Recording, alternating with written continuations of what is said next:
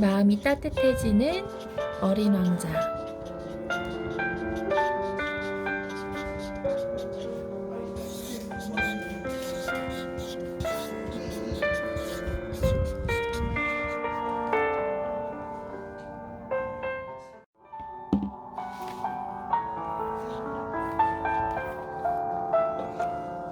내가 6살 때 일입니다.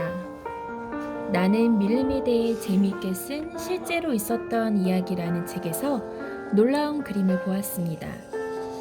그것은 어떤 짐승을 집어삼키는 보아뱀, 몸 길이가 3에서 4m 되는 뱀의 한 종류 그림이었습니다. 위의 그림은 그것을 베낀 것입니다. 그 책에는 이렇게 설명되어 있었습니다. 보아뱀은 먹이를 씹지도 않고 통째로 꿀꺽 삼킨다. 그리고는 그것을 소화시키기 위해 꿈쩍도 하지 않고 6달이나 잠을 잔다.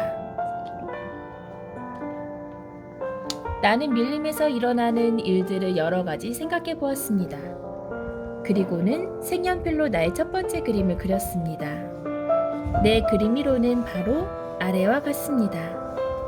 나는 우쭐해져서 어른들에게 이 그림을 보이고는 무섭지 않느냐고 물어보았습니다.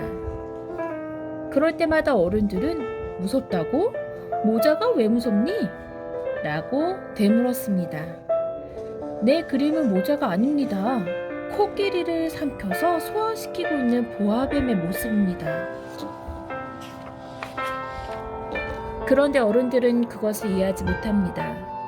나는 또 그림을 그렸습니다. 어른들이 분명하게 알 수 있도록 보아뱀 안에 코끼리를 그려 넣었습니다. 어른들은 언제나 설명을 해줘야 하니까요. 내 그림 이유는 이랬지만 어른들은 보아뱀 속에 코끼리가 있건 없건 관심이 없었습니다. 뱀 그림 따위는 그리지 말고 국어와 산수, 역사와 지리 같은 것을 공부하지 그러니 이렇게 말하는 것이었습니다. 그래서 나는 6살 때 화가가 되려는 멋진 꿈을 포기해버렸습니다. 내 1호 그림과 2호 그림이 제대로 성공을 거두지 못했기 때문에 그만 기가 죽어버린 것이지요. 도대체 어른들이란 스스로는 아무것도 이해하지 못합니다.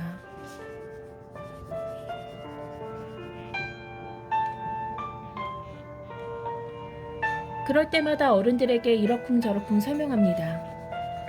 어린이들에겐 너무나도 힘든 일이지요. 그래서 나는 다른 직업을 갖기로 하고 비행기 조종을 배웠습니다. 나는 세계의 여기저기를 날아다녔는데 지리는 정말 큰 도움이 되었습니다.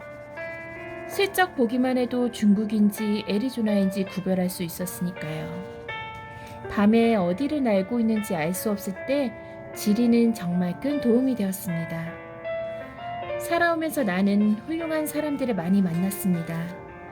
어른들 속에서 살며 가까이서 그들을 지켜보았습니다.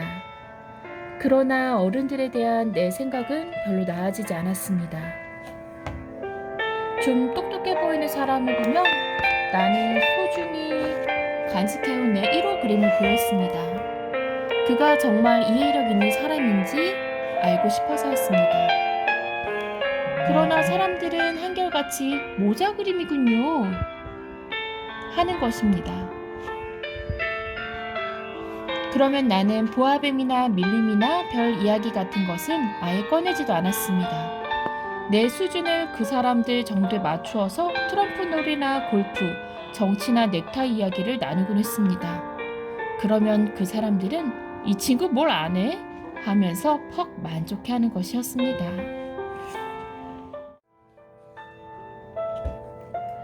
그래서 나는 진실한 친구 하나 없이 외롭게 지냈습니다.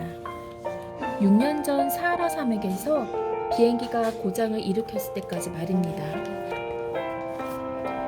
비행기 엔진의 한 부분이 망가져 있었습니다.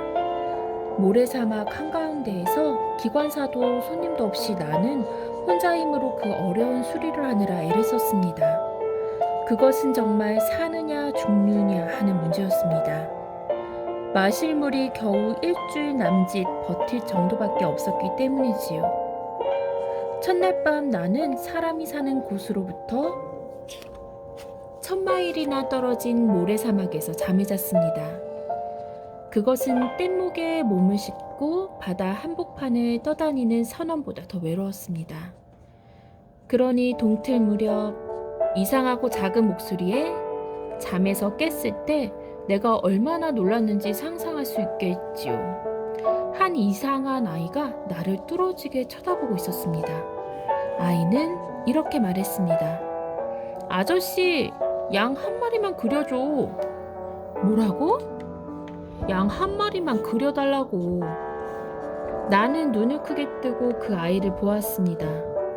이것이 내가 나중에 그린 것 중 가장 잘 된 그 아이의 초상화입니다.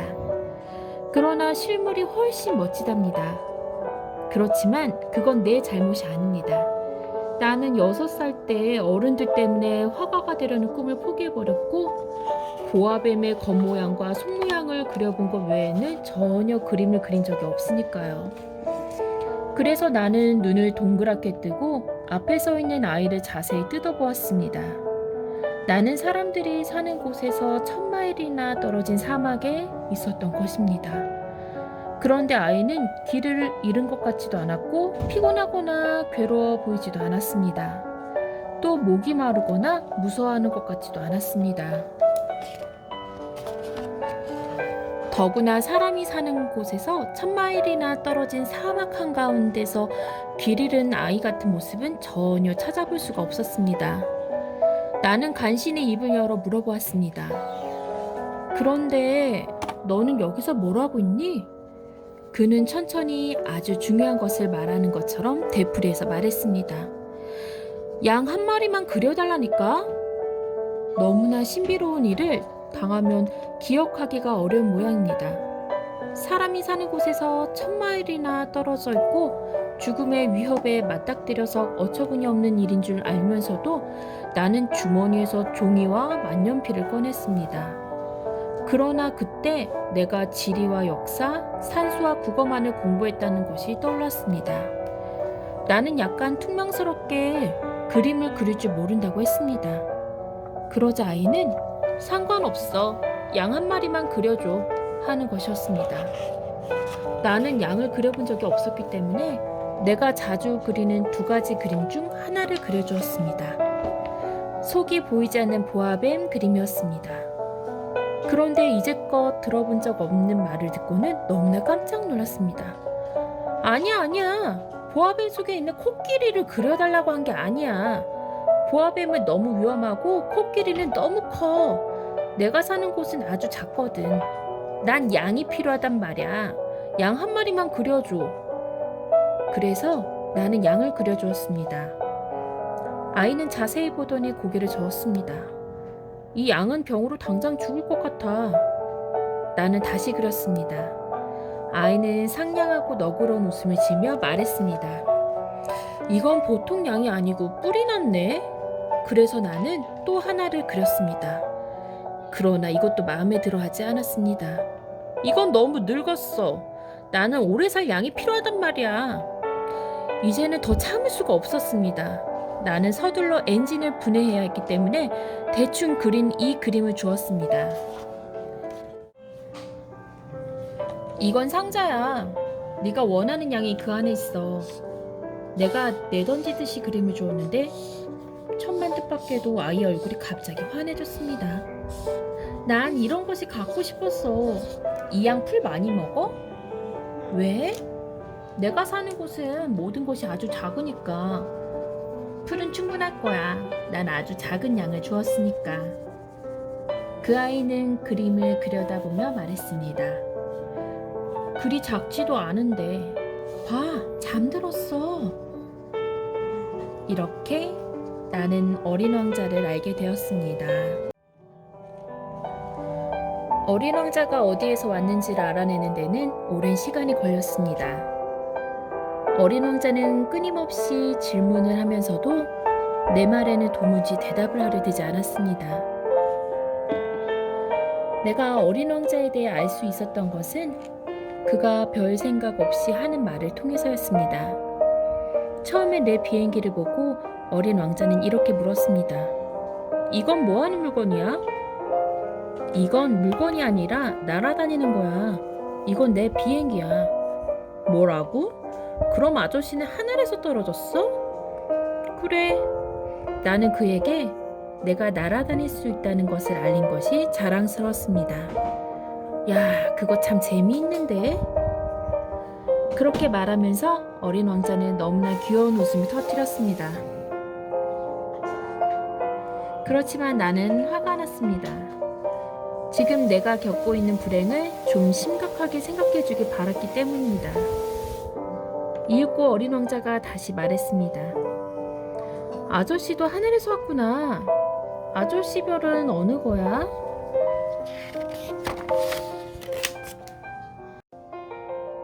순간 이 신비로운 어린 왕자의 존재에 대해 섬광처럼 머리를 스치는 것이 있었습니다. 나는 좀 흥분된 목소리로 물었습니다. 그러면 너는 어느 별에서 왔니? 어린 왕자는 대답하지 않았습니다. 내 비행기를 바라보면서 가볍게 고개를 끄덕일 뿐이었습니다. 맞아, 이걸 타고 왔다면 그리 먼 데서 온 것은 아니군. 이렇게 말한 어린 왕자는 오랫동안 무슨 생각에 잠겨 있었습니다. 그러더니 주머니에서 내가 그려준 양을 꺼내어 무슨 보물이나 된 것처럼 열심히 들여다보았습니다. 어딘가에 있는 다른 별은 나의 호기심을 맹렬히 자극했습니다. 나는 이 문제를 자세히 알아내려고 했습니다. 넌 어디서 왔니? 내가 사는 곳은 아주 작다고 했는데 그게 어디 있니? 그리고 그 양을 어디로 데려가려는 거니? 한참의 생각에 잠겨있던 어린 왕자는 이렇게 말했습니다. 잘됐다. 아저씨가 준 상자를 밤에 양의 집으로 써야겠어. 그래, 그러면 되겠구나. 그리고 착하게 굴면 내가 끈도 줄게. 낮에 양을 메어 놓을 수 있게. 또 땅에 박을 말뚝도 주지. 내 제안이 어린 왕자에게는 퍽 놀라웠던 모양입니다. 양을 메어둔다고? 왜 그런 이상한 생각을 했어? 그렇지만 메어놓지 않으면 아무데나 가버리지 않겠니? 그러면 양이 길을 잃어버릴 테고... 내 어린 친구는 재미있다는 듯이 웃었습니다.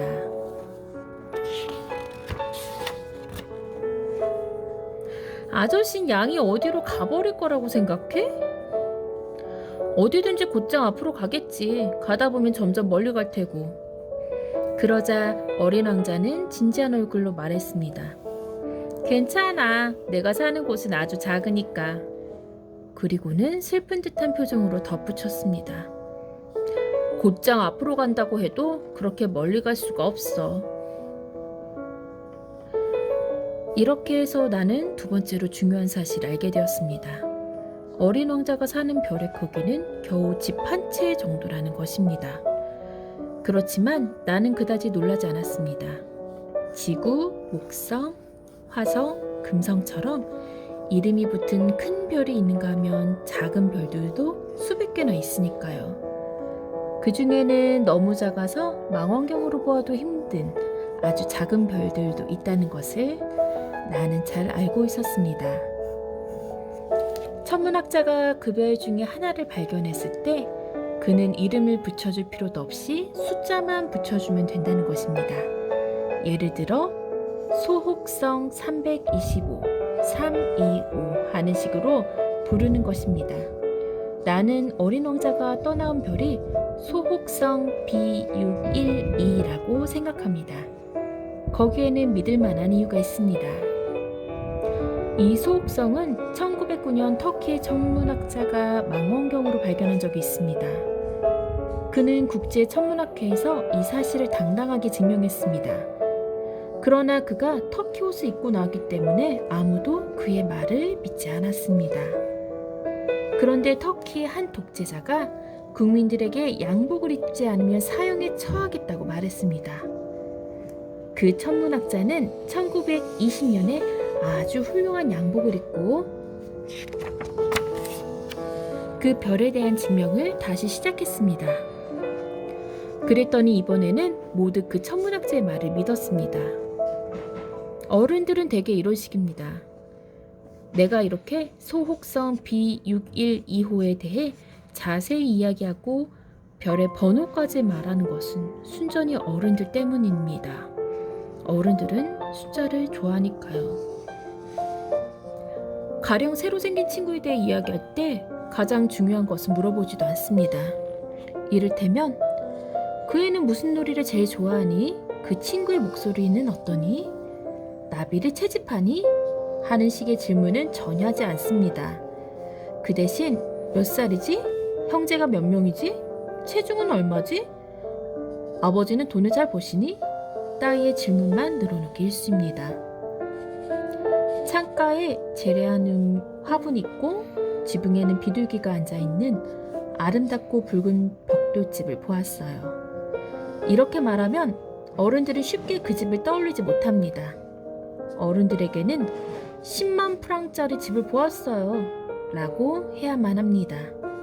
그제서야 그들은 굉장히 멋있는 집이로구나 하고 감탄할 것입니다. 이런 형편이므로 어린 왕자는 매력적이고 잘 웃으며 양을 가지고 싶어 했습니다. 이것이 그가 이 세상에 있다는 증거입니다.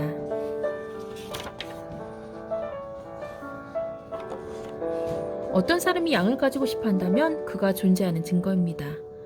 라고 말한다면 어른들은 어이없다는 표정으로 어린애라고 할 수 없군 하고 말 것입니다. 그러나 어린 왕자는 소혹성 B612호에서 왔습니다. 라고 한다면 그들은 믿을 것이고 쓸데없는 질문을 하지 않을 것입니다. 어른들은 모두 그렇습니다. 그렇지만 나쁘게 생각해서는 안 됩니다. 어린이들은 어른들을 너그럽게 봐줘야 합니다.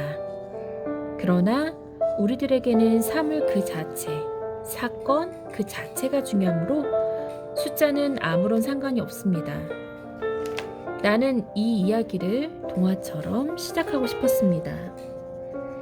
옛날에 자기보다 조금 더 큰 별에 살고 있는 어린 왕자가 있었습니다. 그는 친구가 필요했습니다. 어린 왕자와의 추억을 이야기하는 것은 내게 무척 고통스러운 일입니다. 내 어린 친구가 양을 데리고 내 곁을 떠난 지 벌써 6년이 지났습니다. 내가 지금 여기에다 내 친구에 대해 쓰는 것은 그를 잊지 않기 위해서입니다. 친구를 잊는다는 것은 슬픈 일입니다. 누구나 다 진짜 친구다운 친구를 가지고 있지는 않습니다. 내가 만약 친구를 잊는다면 나 역시 숫자 이외에 어떤 것도 관심이 없는 어른처럼 될지도 모릅니다. 그래서 나는 그림 물감과 연필을 산 것입니다. 6살 때 속이 안 보이는 보아뱀과 속이 보이는 보아뱀밖에 그려본 적이 없는 내가 이 나이에 다시 그림 그린다는 것은 참 어려운 일입니다. 나는 가능한 실물에 가깝게 그리도록 노력할 것입니다. 그러나 꼭 성공하리라고는 생각하지 않습니다. 어떤 그림은 잘 되었는데 어떤 것은 전혀 닮지 않은 그림이 되기도 합니다. 키도 조금씩 달라집니다. 어느 그림에서는 너무 크고 어느 그림에서는 너무 작습니다. 옷 색깔도 마음에 들지 않습니다. 그래서 어둠 속을 더듬듯이 마음속에 남은 것을 가장 비슷하게 그리는 수밖에 없습니다. 결국 가장 중요한 것을 틀릴지도 모릅니다. 그러나 내 잘못 맛은 아닙니다.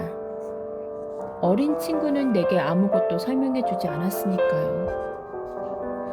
어쩌면 그는 나도 자기와 같을 거라고 생각했을지도 모릅니다. 그러나 불행하게도 내게는 상자 속의 양을 들여다볼 수 있는 눈이 없습니다. 어쩔 수 없이 나도 어른을 닮아가고 있나 봅니다. 이미 나이를 먹어버렸으니까요.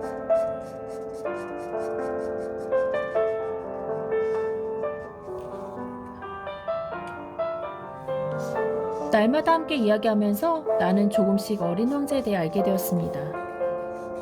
어린 왕자의 별과 떠나올 때의 일, 그리고 그의 여행에 관한 일들입니다. 대개는 어린 왕자가 생각에 빠져 있을 때 조금씩 실마리가 풀리곤 했습니다. 3일째 되던 날들이었습니다.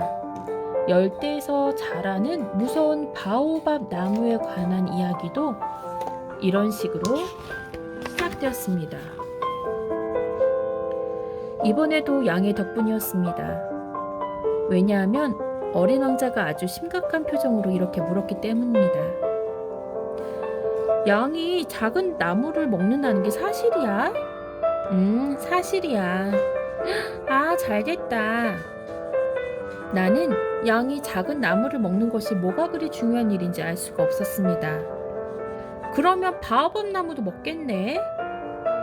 나는 바오밥 나무는 작은 나무가 아니라 성만큼이나 큰 나무라서 코끼리 부대를 몰고 가더라도 바오밥 나무 한 그루를 다 먹을 수는 없을 거라고 말해주었습니다.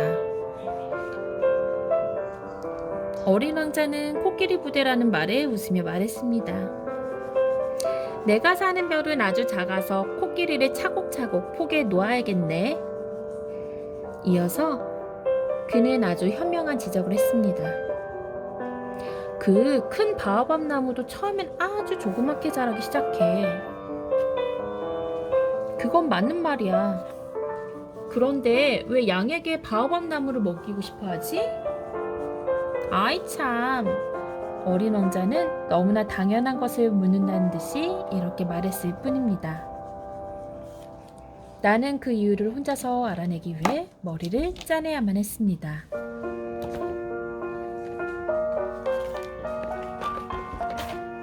그 이유는 이렇습니다. 어린 왕자가 살고 있는 별에도 좋은 식물과 나쁜 식물이 있었던 것입니다. 따라서 좋은 씨앗과 나쁜 씨앗이 있겠지요. 그러나 씨앗들은 보이지 않습니다. 씨앗들은 땅속 깊은 어두운 곳에 잠들어 있다가 태양을 향해 어리고 연약한 발을 조금 조심스럽게 내밀기 시작합니다. 만약 그것이 무나 장미의 가지라면 그냥 아무 데서나 자라도록 내버려 두어야 합니다. 어린 왕자의 별에는 무서운 씨앗들이 있었습니다. 바오밥 나무의 씨앗들이 바로 그것입니다. 그 별의 땅속에 수많은 바오밥 나무의 씨앗들이 잠자고 있습니다. 바오밥 나무의 씨앗은 크게 자라기 전에 뿌리째 없애버려야 합니다. 바오밥 나무는 빨리 없애버리지 않으면 나중에 걷잡을 수 없이 되고 마니까요. 바오밥 나무가 별 전체를 뒤덮고 그 뿌리가 별의 구멍을 뚫으면 어린 왕자의 작은 별은 산산조각 나고 말 것입니다. 어린 왕자는 나중에 나에게 이렇게 말했습니다. 그건 습관을 들여야 할 문제야. 아침에 몸 치장을 하고 나면 별도 치장을 해주는 거야. 아주 주의를 해서 돌봐야지. 어린 바오밥 나무는 장미와 똑같이 생겼기 때문에 구별할 수 있을 때 하나도 남기지 말고 재빨리 뽑아버리는 거야. 귀찮긴 하지만 아주 쉬운 일이야. 어느 날 그는 또 내게 말했습니다. 아저씨가 사는 곳의 어린이들이 이런 것들을 잘 알 수 있게 그림을 그려봐. 언젠가 여행을 할 때 도움이 되게 말이야. 가끔 천천히 해도 되는 일이 있지만 바오밥 나무는 그냥 두면 큰애를 당하게 될 거야. 나는 게으름뱅이가 사는 별을 알고 있는데 그 사람은 작다고 바오밥 나무를 3그루나 그냥 두었어. 나는 어린 왕자가 말하는 대로 그 별의 그림을 그렸습니다. 하지만 바오밥 나무가 얼마나 위험한지 잘 알려지지 않은 데다가 길을 잃고 바오밥 나무가 자라는 별에 가서 위험에 빠지게 될지도 모르기 때문에 이렇게 말할 수밖에 없습니다. 모두들 바오밥 나무를 조심하세요. 혹시 사람들이 왜 다들 다른 그림들이 바오밥 나무 그림처럼 훌륭하고 인상적이지 않지? 하고 라고 묻는다면 대답은 아주 간단합니다. 다른 그림도 잘 그려보려고 했지만 성공하지 못했다는 것입니다. 바오밥나무를 그릴 때는 그 위험을 알려야 한다는 생각에 더 절박한 마음으로 그렸거든요. 오, 나의 어린 왕자. 이렇게 나는 조금씩 너의 쓸쓸하고 단순한 생활에 대해 알게 되었지. 아주 오랫동안 해지는 것을 바라보는 것만이 너의 위안이요, 즐거움이라고 했어. 나흘째 되던 날 아침 너의 말을 통해 그 사실을 알게 되었지. 나는 해질 무렵이 참 좋아. 우리 해가 지는 걸 구경하러 가. 기다려야지. 기다리다니 뭘? 해질 시간이 될 때까지 기다려야지. 너는 처음에 퍽 놀라는 것 같았지만 이내 웃음을 터뜨리며 말했지. 난 내가 나의 별에 있는 것으로 착각했어. 그래, 충분히 그럴 수도 있어. 미국이 정오일 때 프랑스는 해질 무렵이라는 건 누구나 알고 있는 일이야. 프랑스까지 1분 만에 날아올 수 있다면 정오가 지나자마자 해지는 걸 볼 수 있을 테지. 하지만 프랑스는 미국에서 너무나 멀리 떨어져 그럴 수가 없을 뿐이야. 그러나 어린 왕자, 너의 조그만 별에서는 의자를 조금 뒤로 물리기만 하면 언제나 해지는 풍경을 볼 수 있었지. 어떤 날은 43번이나 해가 지는 걸 봤어. 그러더니 또 덧붙였지. 아저씨도 알지? 누구나 몹시 슬플 때는 해지는 모습을 보고 싶어 한다는 걸. 43번이나 해지는 걸 본 날은 아주 슬펐겠구나. 내가 물었지만 어린 왕자는 아무 대답도 하지 않았습니다.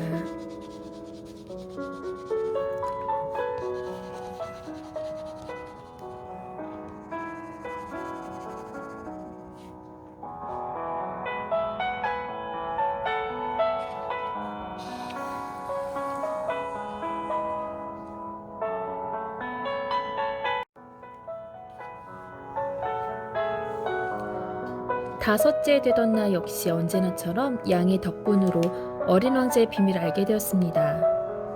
그는 오랫동안 생각해온 문제인 듯 불쑥 내게 물었습니다. 양 말이야, 작은 나무를 먹는다며 꽃도 먹겠네? 무엇이든 닥친 대로 먹어치우지. 가시가 있는 꽃도? 가시가 있는 꽃도 먹지. 그럼 가시는 무슨 소용이 있어? 그것은 나도 알지 못했습니다. 나는 그때 비행기에 나사못을 빼려고 애쓰고 있었습니다. 비행기의 고장이 생각보다 심했고 마실 물도 얼마 남지 않아서 최악의 사태를 걱정하지 않으면 안 될 지경이었습니다. 가시는 도대체 무엇에 쓰는 거야? 어린 왕자는 한 번 질문을 하면 대답을 들을 때까지 단념하는 법이 없었습니다. 나는 나사못에 신경을 쓰고 있어서 아무렇게나 대답했습니다. 가시는 아무짝에도 쓸모가 없어. 꽃이 괜히 심술 부리느라고 달고 있는 거야. 잠깐 잠자코 있던 어린 왕자는 고린한 목소리로 말했습니다. 아니야, 그건 거짓말이야.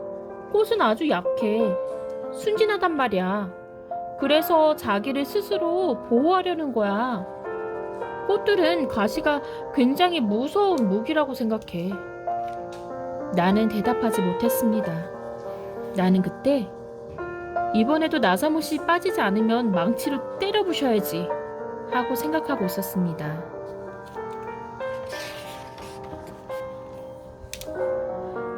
그러자 어린 왕자가 또다시 내 생각을 방해했습니다. 아저씨는 정말 그렇다고 생각하는 거야? 꽃이란...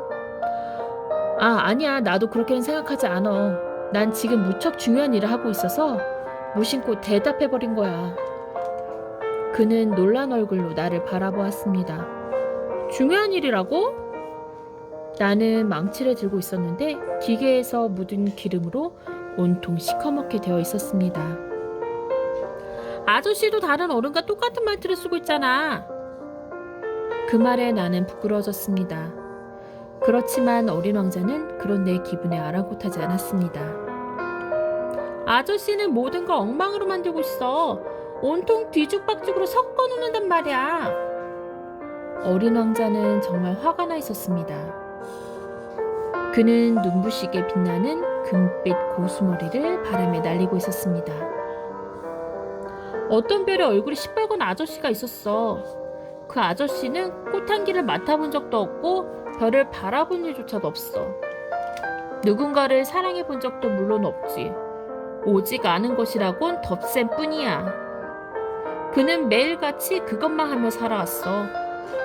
그러면서 하루 종일 아저씨처럼 난 중요한 일로 바쁘단다 라고 중얼거렸어. 그렇게 몹시 뽐내면서 잘난 체만 하고 있어.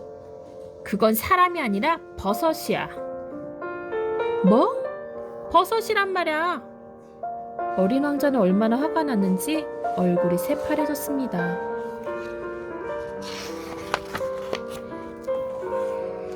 꽃은 수백만 년 전부터 가시를 만들고 있었어. 양도 역시 수백만 년 전부터 꽃을 먹어왔어. 그런데도 꽃들이 어째서 그 고생을 해가며 아무런 쓸모도 없는 가시를 만드는지 그 이유를 알아보려는 것이 중요하지 않단 말이야? 꽃이 양한테 먹히고 있다는 사실이 왜 중요하지 않단 말이야? 그것들이 그 시뻘건 아저씨의 덧셈보다 중요하지 않다는 거야? 그리고 만약 내가 이 세상에 단 하나밖에 없는 꽃을 알고 있는데 그 꽃을 어느 날 양이 모르고 한 입에 없애버렸다면 그래도 아저씨는 그게 중요한 일이 아니라는 거야? 어린 왕자의 얼굴이 새빨갛게 달아올랐습니다. 누군가가 수백 수천만 개의 별 가운데 단 한 송이밖에 없는 꽃을 사랑한다면 그 사람은 별들을 바라만 봐도 행복할 거야. 저 별들 어딘가에 나의 꽃이 있겠지 하고 생각하면 말이야.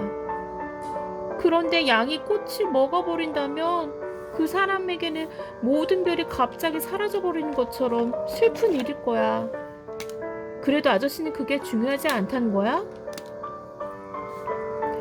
어린 왕자는 더 이상 말을 잇지 못하고 갑자기 흐느껴 울었습니다. 어느새 어둠이 깔리고 있었습니다. 나는 들고 있던 연장들을 내려놓았습니다. 망치도 나사못도 눈에 보이지 않았고 목이 마르다는 것, 심지어는 죽을지도 모른다는 생각마저 아무렇지 않게 여겨졌습니다.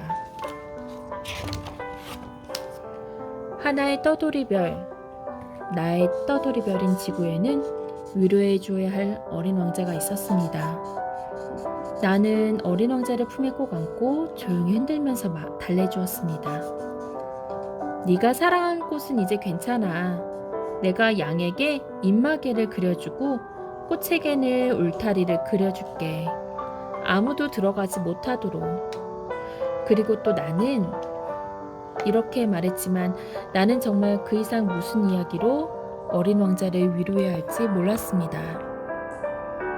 내가 정말 서투르고 어리석게 느껴졌습니다. 어떻게 해야 어린 왕자의 기분이 풀려 다시 마음과 마음이 통하게 될지 잘 알 수 없었던 것입니다. 눈물의 나라란 참으로 신비한 것입니다.